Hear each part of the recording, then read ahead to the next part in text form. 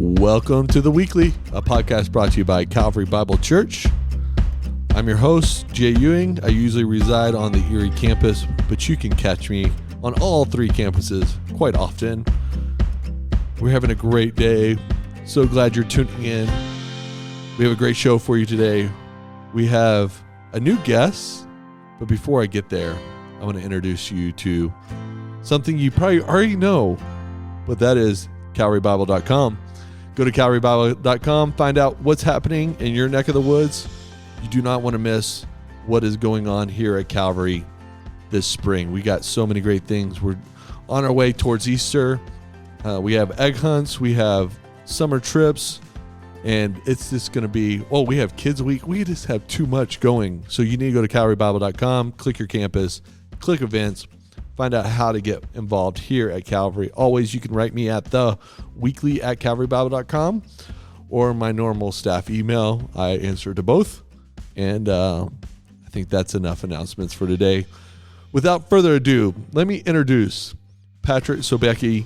He is on the Boulder Campus. He is stepping into the booth for the very first time. Very first podcast? Yeah, I've never actually been on a podcast before. That is very strange to me that you have never been on a podcast before. Why me in particular? Well, there's affinity that you and I have, or there's several affinities. It's true. We'll get into that, I guess, today. But first and foremost, Patrick today brought me a cup of coffee. People, this is why I need to bring people on the show, because they bring me things when they get on the show. And he brought me coffee from Boxcar. And it's the most unique coffee I've tasted this week. Oh, man. I was so excited because Boxcar, they're opening a roaster like 5 blocks from my house in South Boulder. Wow. So we're so excited about that. Yeah. Because they've been one of my favorites ever since I moved to Boulder in 2012. So it was just fun. And it was from El Salvador, which ever since the Filter of Hope trip, I've been like really excited to try and hand out new El Salvador coffees that I'm excited about. Yeah. So it was just a cool opportunity. Okay, real quick, Boxcar story. Okay. People on the weekly know that we don't get to anything about 8 minutes in, 10 minutes into this podcast. This is guaranteed. Good to know. Yeah, so Boxcar was newly came into Boulder. My friends, those days, I was in a student ministry program, and we were like, hey, let's go get some Boxcar. Let's check this place out. So first time ever there. We go in, we order, this Boxcar was one of the first inside the city of Boulder in the uniqueness of roasteries. And so we were like, okay, we'll just order. We sit down at this bistro table. It's a wood bistro table. So it's like wood, and then the chairs are wood. And something happens. Someone kicks the table, and your coffee mug just sort of spills. I was like, all right, I'll get it. So I get up, and I go to get up, and as I go, I need to move out because it's getting tight in, Boxcar. It's very small. I pull up the chair, and the whole thing falls apart like a puzzle. It's just all of it goes everywhere. Spindles, everything is The chair's just gone. I'm holding a part of it.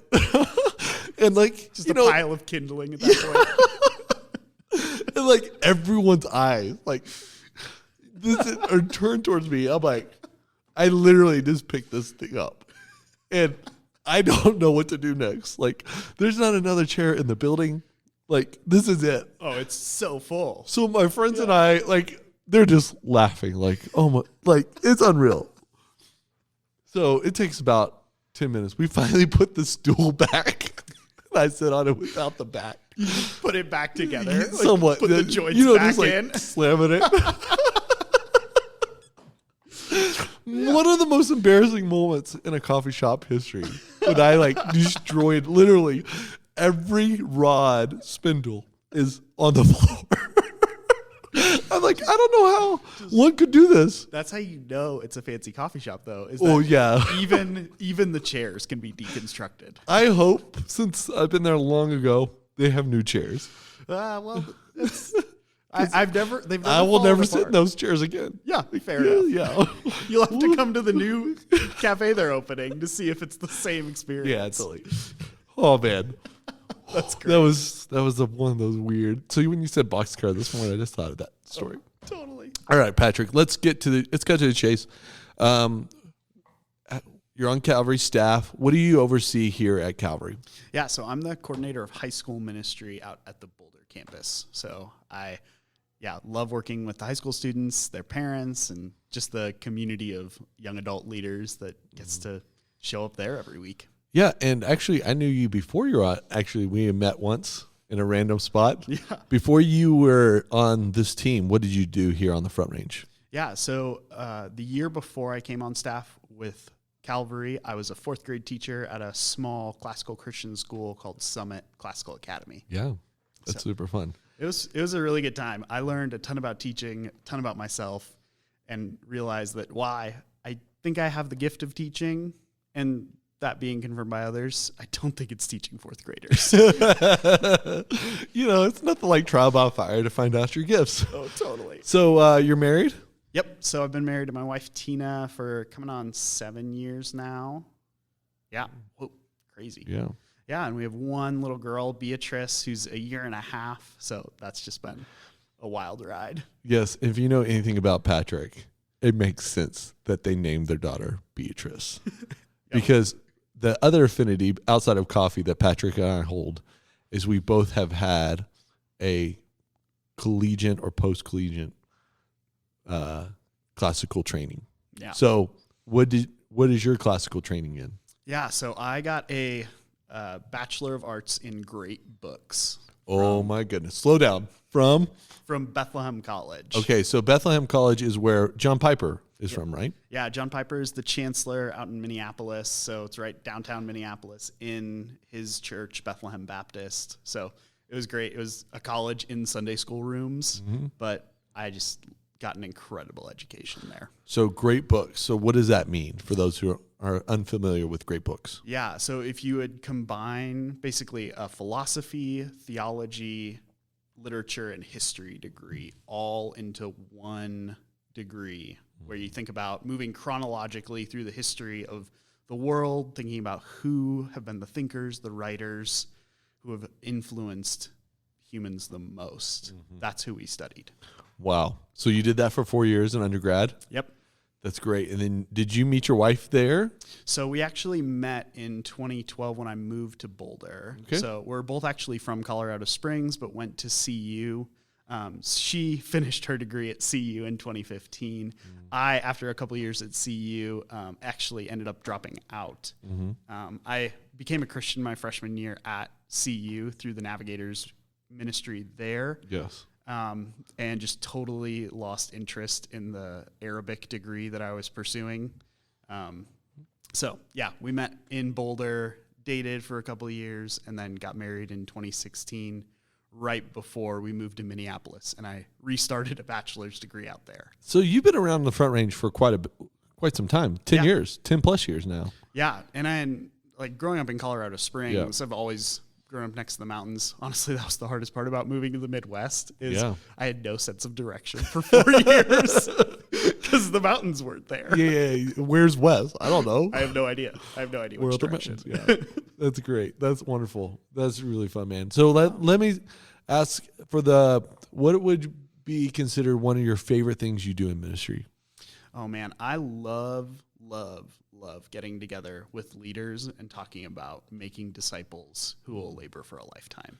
Oh man, that's good. That I can see that in your conversion as well because of Navigators. Totally. They are about that as well. Yep. That's basically a ripoff of their mission statement. But yeah. That's great. It's just, I fell in love with it. I got a vision for disciple making. The idea that you could meet with one person to train them to pray and read the Bible and learn to love Jesus, and then help them teach someone else to do that.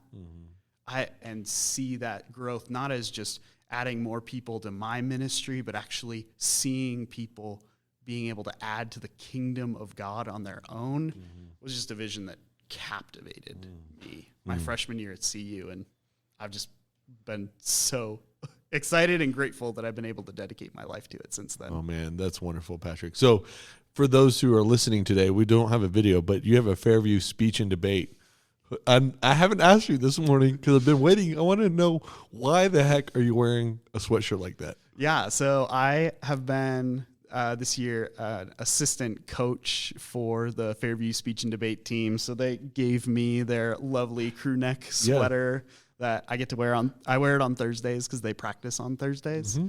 So it's been one of my favorite things that I've gotten to do with my time in this last year. It's 2 hours on Thursday evenings working with, there are actually 60 students that are part of the Fairview speech and debate team.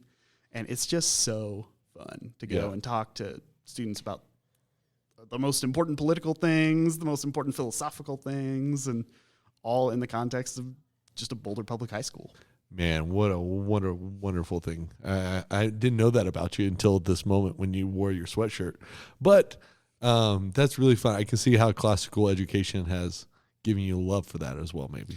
Totally. And it was actually a book called The Coddling of the American Mind that was really helpful to me in this last year, thinking about, it's not a book written by Christian guys. It's written by two guys. One's a First Amendment lawyer, and the other works with college students as a sociologist. Mm-hmm. And they're just talking about how one of the things that the rising generation really lacks is the ability to deal with disagreement, the ability to deal with any other kind of worldview. And so one of their practical applications at the end of the book is get involved with a high school speech and debate team, because you can actually train that kind of resilience and openness into students while they're in high school still. Oh, man, that's really cool. I like that. It's a knock to the closing of American Minds, which is another book I'm sure you have read, Alan Bloom. So, forgive this podcast. We're going to be dropping a lot of books. Yeah, it's the curse I have on my friends that I just lay out so many book recommendations. Yeah. Mark Luby for years has just joked that I have to be the person who reads books for him and then summarizes them because I just recommend so many. Yeah. It's so good, man. So good. So out of all the books that you've read, what are some of your top favorites? Outside the Bible, Jesus is the answer, I know. But outside of that, what are some of your favorites? Yeah, I think one of the books that I think about on a weekly basis is The Brothers Karamazov by Fyodor Dostoevsky. One of my favorite books. It's such a mouthful to say for people that don't know it, but I think about that book. There's this one character, this old monk who's a mentor to one of the main characters, Brother Zosima. Yeah. It's at least once or twice a week that I think in a situation, what would Zosima do here? Oh my goodness.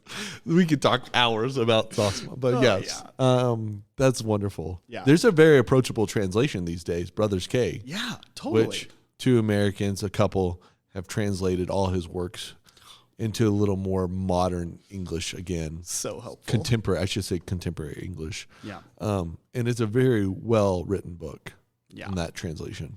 Yeah, and it's such a simple story about three brothers having conflict with their dad. Yeah. At the end of the day, who can't relate to that? Right. So I just love it. Yeah, man, if you want to give yourself to something like that, I couldn't highly more recommend that type of book. As you think about, people at Calvary in the years, how many years have you been on staff? 2, 3? It'll be 2 in June. Okay. What type of material would you give some adult who is really fleshing out their faith, want to be really sharp in the modern world about who Jesus is? What approachable type book would you have them read? Maybe some people wouldn't call this book approachable, but I think it is, and I think it is actually one of the most helpful books for me in dealing with modern culture. But I think Augustine's Confessions are so helpful in our day and age. I think he lived in a point of history that's so similar to ours in so many ways. Yeah. Even thinking about his life, he grew up where his mom was Christian and his dad wasn't. He just got into all sorts of sexual sin in his teen years, and then ended up moving to the big city, became a big deal, made a ton of money, got really famous, and then met a preacher who actually spoke the kind of language, the kind of intellectual and helpful, practical language that he needed to hear. And that's how he came to know Christ. I'm like, what? Who wouldn't find that story helpful in our day and age? Right. You know? Right. And so I think Augustine's Confessions has been so helpful to me. And the fact that it's framed as a prayer to God throughout the whole story, that I find it is, if one were to think about what it would be to live a Christ-centered life, loving God and loving others, I think the Confessions is such a great book to start with. Man, I couldn't recommend a higher quality book. Yeah. I've never thought about it that way, but as you sort of clarify who Augustine is, I think that would be really helpful. Yeah. I also had to read it 3 times during my education about the Hub, so I've had a fair amount of time to think about it. Yeah, and when we approach great books and serious books that have survived not the New York bestseller, but survived the test of time and cultures and generations and wars and rumors of wars and upheavals and all those type of things. Getting to read the great books is such an important task for us that we shouldn't do it alone either. You should find some people that have similar interests and read them together.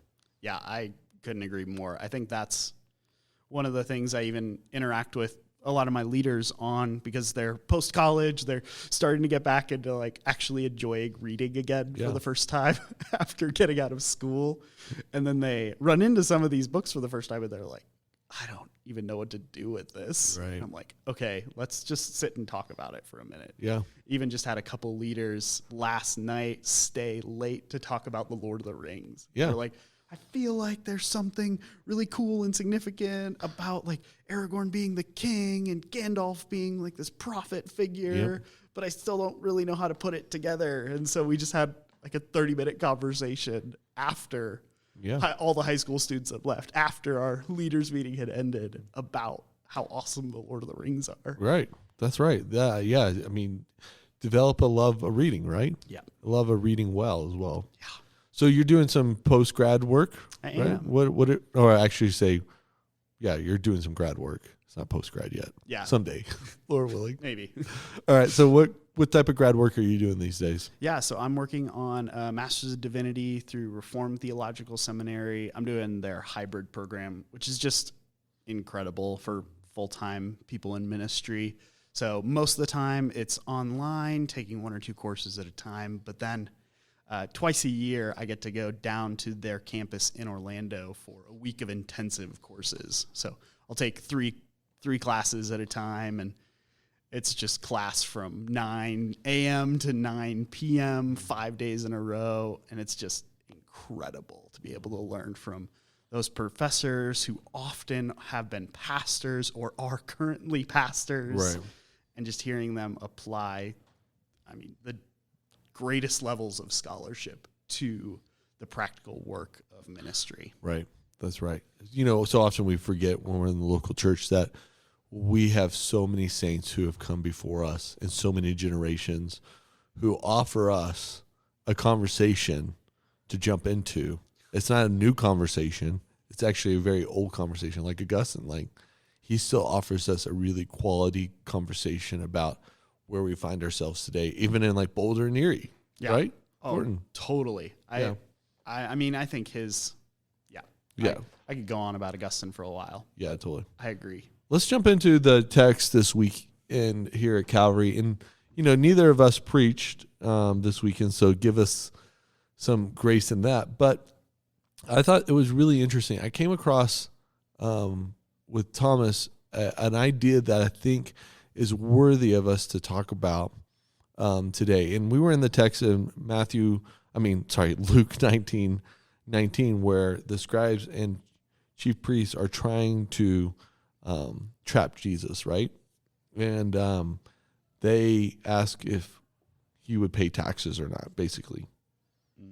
And Jesus grabs a denarii, I should say, and he says, we know this famous line, render to Caesar the things that are Caesar's, and God the things that are God's. Would you find really helpful from Perry's preach over this as you sat there and listened this week? What were you thinking about? It's actually interesting that you bring up that section of the passage, because at the Boulder Campus, we didn't actually get to that section. Oh, wow. We spent all of our time in the first 20 verses, 15 verses, really.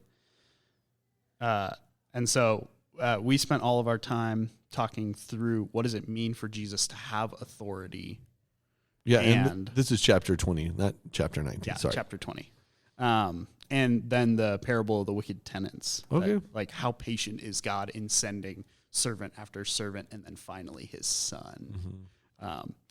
But all coming to the same, I think, conclusion that really the paying taxes to Caesar is that, man, we're not our own. We're not authorities unto ourselves. We are under Christ's authority, mm-hmm. the one who created us ultimately. Yeah, totally. And so I think that was even a shared conclusion from different texts in the same passage. Yeah, totally. I think, when we talk about chapter 20, we are talking about sort of the reality that Jesus is the authority, or in other points, God is the authority. Yeah. And so in the day in which we find ourselves in chapter 20, the people don't want Jesus to be that authority. Mm. You know what I mean? Yeah. He's rubbing them up the wrong way. Yeah, for that. And nobody nowadays can relate to that. No one can relate to wanting no one to be their authority, right? Yeah. We never get upset when someone who tells us to do something. Yeah. What are the consequences, especially even, this would be interesting for me to sort of flesh out, what are the consequences of individualism even as we read chapter 20? I mean, that's a question for books, to be honest. I think one of the things we talked about in my life group this week was even the idea of, one of the first questions was, how would you answer someone who asked you about Jesus' authority? Yeah. And almost everyone in my life group was like, I don't even think I would start the conversation there, because I would just have to ask so many more questions about, like, what do you even mean by authority? Right. And the question we ultimately took it back to is like, okay, how would I answer someone if they asked me, why do I do what Jesus tells me to do? Mm-hmm. And so that was the question we spent more time around, of even that like individual aspect of, how can I even give a testimony for myself before I even try to apply Jesus' authority outside of that? Right. I mean, that's a wonderful conversation to have. That's a very thoughtful room to sort of think through those issues. When Thomas did preach on this, and he did preach on the coin,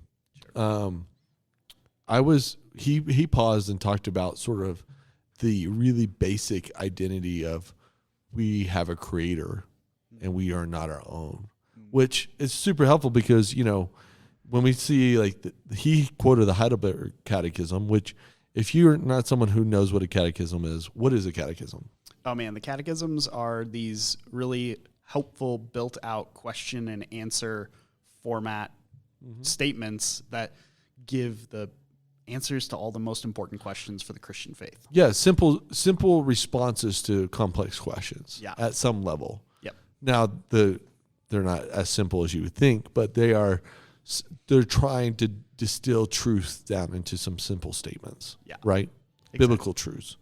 And, my family right now is going through the New City Catechism, which is the updated version. Tim Keller's church, gosh, it's just super thankful for this resource they have produced. And they have a great app, which is free. So that's how we're reading. You can get the book, an adult one or a kid's one. Yep. We're doing kids. And it reminded me of even question 1 of the New City Catechism, which is built after the Heidelberg. It's sort of a modern vernacular catechism. What is our only hope in life and death? And the response is that we are not our own, but belong to God. And as Thomas was preaching, I was like, man, this is the single doctrine that we have to talk about for the next 10 years, give ourselves to, and drip in everything and everywhere we talk about Christ in our work, in our sports, in our pickleball, wherever we are. We've got to talk about the doctrine that there's a creator who created you. Yeah. Because individualism has gone so far where we don't even acknowledge that. Totally. You know? I think Lewis in the Screw Tape Letters, he articulates this so well that one of the greatest tricks the devil's played on humanity is misusing the possessive pronoun. Oh. That you can take the sense of possessing my shoes and run it all the way up, because we say, well, these are my shoes, but we also say these are my parents. Yeah. And this is my country. My faith, all the way up to my God. Yeah. And the greatest trick the devil played on us is getting us to use my for all of those in the same way we use it as my shoes. Mm-hmm. And that collapse of making it just something that I have total ownership over. I mean, even the sense of my body being such a controversial phrase in our culture. And I think that's been really helpful to me in thinking through, okay, how has individualism impacted this? I think it's that misrepresentation of the view of possession, that I can have something, I can have God in the same way I have shoes. Like, in reality, God has you. Yeah, totally. He's like my child. That's actually the proper possession. Totally. Yeah. Yeah. I think it was just, I was just sitting there Sunday. I was like, this is why you study doctrine. This is why you study catechism. This is why you study systematically things of God. Now, can you just read your Bible and come to these conclusions? Yeah. I'm not saying that. Sure. I'm not saying that. I'm saying, is the Bible the full authority of God? Yes. 100%. Let me please. But these help you frame up what God is doing in the world and what he's been doing in the world. And even the catechism of starting, what is our only hope in life and death, is that we are not our own, but belong to something, and that something is God. Like, that's like, if we knew that God created us, then he would have the authority to tell us who we are. Are we male or female? Does he have authority to tell us what to do? What are our consequences? How to spend our time, how to spend our money. Right. And this is the doctrine that's got so wiggly and squiggly over the last 5-10 years in individualism. Totally. I think it's just ramped up maybe more. I think you can look at some really great writings. I think Carl Trueman, you mentioned him before we started talking. I think his book, Strange New World, does such a good job overviewing how everything didn't turn on its head just 5 years ago, but it's been part of a long chain of, frankly, bad thinking about the human condition that we've arrived here. But man, it felt so accelerated in the last few years. Totally. I mean, even since I became a Christian, I feel like the whole culture has just flipped on so many things. Yeah. You know, and the New City the second question is, what is God then? So if there's a creator God, we're not our own, then who is God? And God is the creator of everyone and everything. Like, these are so simple. Like, when we were joking, I was joking with Thomas on Monday about this, like, man, the Heidelberg is like, I'm so thankful he brought it up. We've got to come back to these truths. He's like, I bet back then they were like, should we even say this? This is so simple and so known. Why would we even say this? You know what I mean? They're like, who wouldn't know this in the time and culture in which it was written? Oh, yeah. But now it's like we are going back to the simplest idea that you're not your own. Like, that bucks up against everything you would think about today. It bucks up against your calendar, wallet, choices, decisions, email responses, whatever it is you're not your own. Yeah. And it is a cultural moment in which we've got to get really good at the doctrine of God. Yeah, and frankly, I think this has been one of the most practical examples for me of what it means to live in a post-Christian society, that we're not just living in a society that like had Christianity around it, but we're actually living in a place where people don't know the basics. Yeah. I mean, that's why Augustine is so helpful for me. He's living in the Roman Empire. I mean, he's hanging out with straight up pagans. Yeah. And is trying to figure out how to articulate the basics of the Christian faith in that context. Right. It's like that's what we're doing today. Is we're meeting people who, yeah, they've heard jokes, they've heard comments about God and Christianity, and they've seen the news, but they really don't know that we believe God created everything out of nothing. Out of nothing. And he didn't do it because he needed us. He didn't do it because he was lacking something or he was lonely. That's why the doctrine of the Trinity is so beautiful. Yeah. God was perfect. He was sufficient. He was happy. He was in community. He was known. Yeah, totally. And then wanted to share that and created an incredible universe to share himself with. But we just are so caught up, even in the really sweet, good things that he's given us. But I think we've just been blinded by the fog of how good our material life is. Right. That we've forgotten we were made for so much more. Totally. So right. So like, let's get this really practical and we'll finish up here. What are some practical things in which you would hope Calvary individuals would do in sort of this identity that there's a God who's the creator of everyone and everything? How practical can we get? Man, I think we've introduced a framework to the students in the last few months that's been so helpful to me. Even thinking through, as a new preacher, how do I give people those practical things to be able to walk away with? Right. And it's the idea of we should really focus on 3 areas of we want to be with Jesus. We want to be with the one that saved us and the one who wants to share himself with us. Right.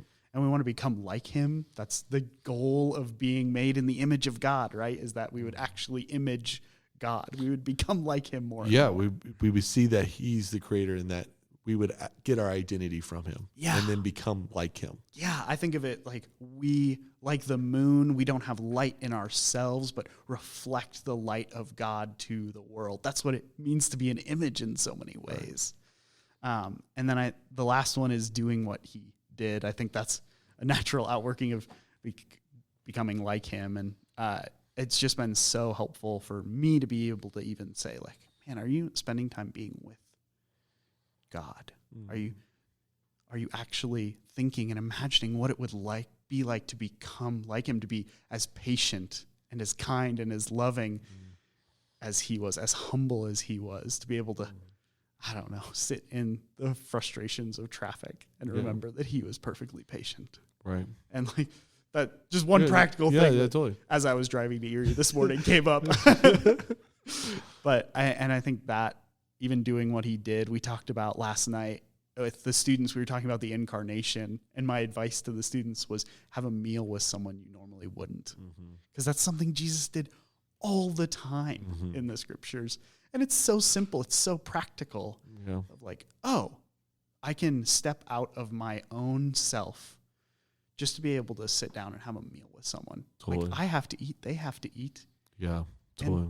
And like, it's so evident to high schoolers that eating lunch alone is terrible. Yeah. And I think we've forgotten that as adults. I think phones have helped us forget that. Yeah. To be frank. We can eat by ourselves now because we have our phone. Yeah. And we can pretend like we're with people. Yeah. But it's nothing. It's nothing compared to actually sharing a meal with someone. Those are really good, Patrick. I would say, some tools if you want to like get invested in these things of like catechisms and doctrine and things like that.